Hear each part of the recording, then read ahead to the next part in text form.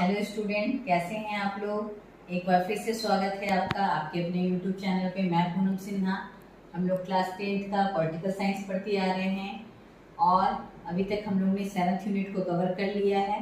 ये हमारा class 10th का आखिरी यूनिट है और आज के टॉपिक में हम लोग देखेंगे कि डेमोक्रेसी के संबंध में क्या क्या चुनौतियाँ हो सकती है। हम लोगों ने क्लास 9 से ये डेमोक्रेटिक पॉलिटिक्स का सफ़र स्टार्ट किया और हम लोगों ने देखा कि दुनिया भर में लोकतंत्र का कैसे विस्तार हुआ है अभी तक, और साथ ही साथ ये भी जाना कि लोकतंत्र को कोई गंभीर चुनौती नहीं है और ना ही कोई दूसरा शासन प्रणाली इसकी प्रतिद्वंदी है।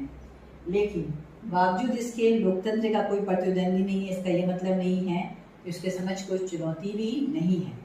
तो हम लोग आज जो देखेंगे चुनौती डेमोक्रेसी का, उसके बारे में हम लोग जानेंगे कि इसकी लोकतंत्र में क्या क्या चुनौती हो सकती है। अगर हम चुनौती की बात करते हैं तो चुनौती मुश्किल उसको कहते हैं जिसका हम लोग समाधान कर सकते हैं, जिसमें हम लोग विजय हासिल कर सकते हैं। ठीक है, तो डेमोक्रेसी का जो चुनौती है इसको हम लोग देखेंगे। सबसे पहले हम लोग जानेंगे कि फॉर्मेशन चैलेंज क्या है डेमोक्रेसी का, या डेमोक्रेसी का बुनियादी चुनौती क्या क्या हो सकती है।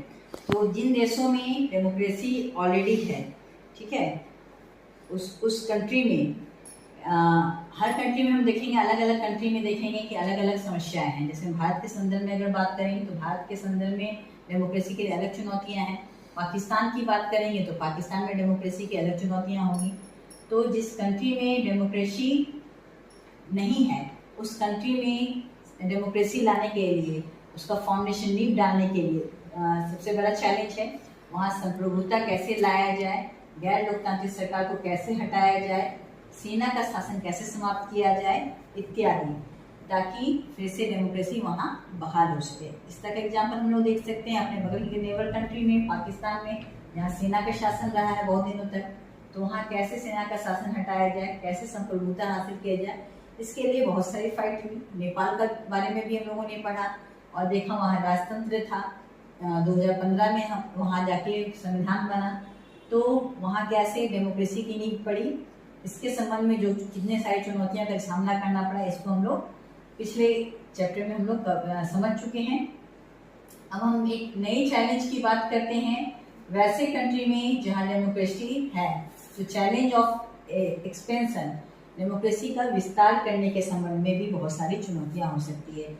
जैसे वहाँ जहाँ डेमोक्रेसी, वहाँ स्थानीय सरकारों को अधिक से अधिक कैसे संपन्न बनाया जाए।